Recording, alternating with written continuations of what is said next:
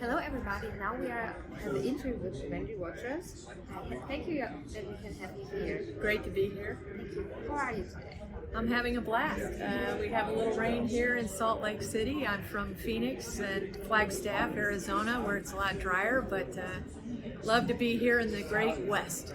So what brought you here to the Weekend Act conference? I was invited to this conference, We Can Act, because I'm a senator in Arizona, a state senator. I represent northern Arizona and have been instrumental in advocating for audits in various states across the country because of my leadership in helping with the audit of Maricopa County, 2.1 million ballots in Arizona, which is something that's never been done before, a deep dive cyber forensic audit of the presidential election of 2020.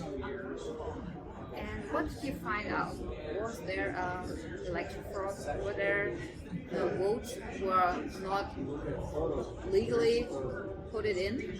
We had a lot of anomalies, and all of those data points are now in the hands of the Arizona Attorney General, who is the top law enforcement officer in Arizona.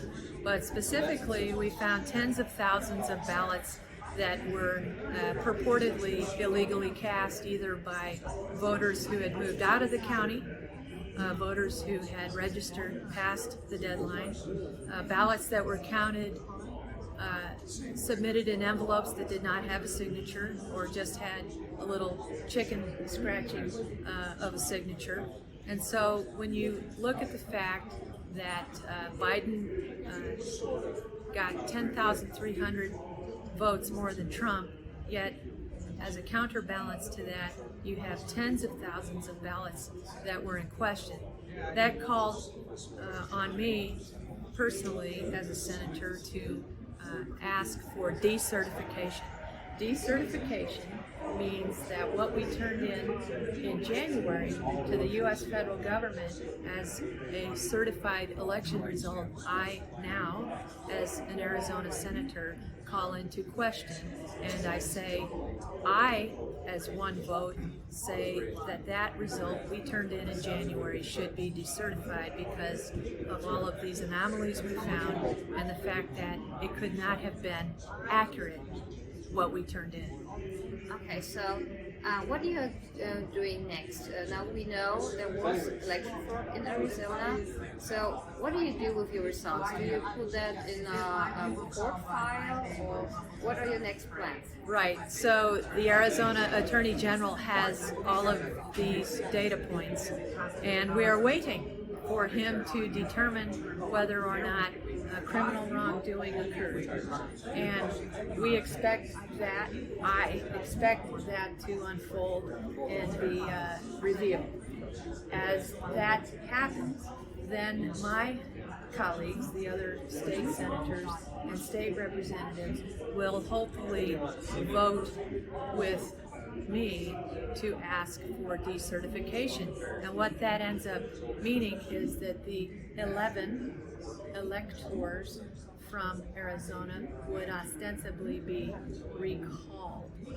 270 electors represents the defining point between victory or not. So if Arizona were to recall its electors and say, for example, perhaps Georgia and Michigan, or Georgia and Pennsylvania, say maybe two other states, 3 total would accumulate to enough electors, then determining the total to be too few for Biden to have won. And so what I have, interestingly, is a letter called the Audit All 50 States Letter. And I have encouraged other state senators and state representatives to sign that letter calling to audit their state and recall electors if corruption has been found. I have had now almost 200 state legislators sign my letter. Wow. Yes. So now we have the problem in America that maybe 60% of the people starting thinking about there was election fraud. But that's not the only problem what you have to solve in America, because you have all this division about BLM, the people who are believing in this in the pandemic, people who are saying that's a pandemic, and the big censorship of the big tech. So what do you think all about that as a senator of Arizona? How much did this hit your state? That's a great question, a multifaceted question. First of all, let's talk about the truth. How much can I do as one state senator? I look at my job as twofold.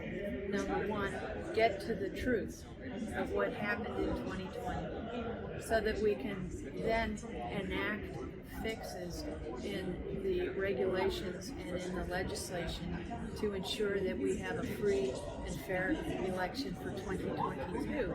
Because what you then alluded to were the consequences of this last election. And as we are fond of saying, elections have consequences. Stolen elections have far worse consequences. And those worst consequences are the very things you mentioned. Mask mandates, vaccine mandates.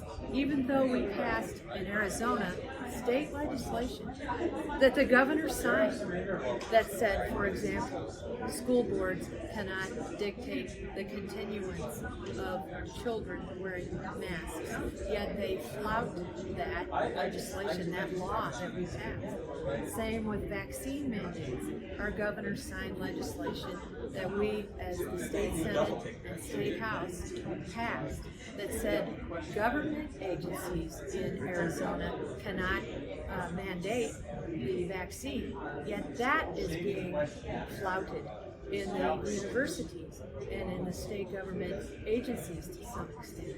So this is very, very troubling. And it shows that a capricious judge can overturn something that we worked hard for months to get a coalition to pass and to have the governor sign, and then have another branch of government just dash. So this is very frustrating, and it's something that we have to deal with. We're a part-time legislature. We're in session maybe 5 to 6 months a year. We adjourn June 30th. I'm busier now that we're out of session than I was during the session, ironically, because of these challenges to our laws. So we go on with the question, but I just have to ask this one. Do you think that the courts, the judges, are corrupt or are forced to make a rule that it forces to get the vaccine and the mask mandates into schools, into the businesses? Because it sounds like that, because you try to push a law that there is a free choice and nobody can force children to wear a mask, and then a judge says, no, we have to do that. So do you think there's a higher power who try to push judges to make such rules? That's a really good question, and I don't have the answer. People are human, they interpret the law differently, and I guess my answer would be what we do because of what we do as parents and as citizens. We must is to push back. So I'm in Flagstaff, northern Arizona, where parents are very angry at the Flagstaff Unified School District for dictating masks, and so they protest in front of the school board. What are their options while the courts decide? They can take their children out of school. They can put them in what's called a micro school, which is a state-sanctioned alternative of 5 to 10 students, many times in someone's home, that is a completely bona fide school alternative for parents. Similarly, if they're in a company that is dictating the vaccine, they can fight that. And I encourage them to fight that. I have a resources tab at wendyrogers.org that coaches them on how to request a religious exemption or a medical exemption. And this is something that should be done with expert help. There is only one chance to do this, and they should get expert help. So as a senator, I like to be a resource and put out concrete data points that people can use. So while we are dealing with this situation of judges having these kinds of powers, which is arguably a real problem, at least in the meantime, I can be providing resources and encourage them to push back.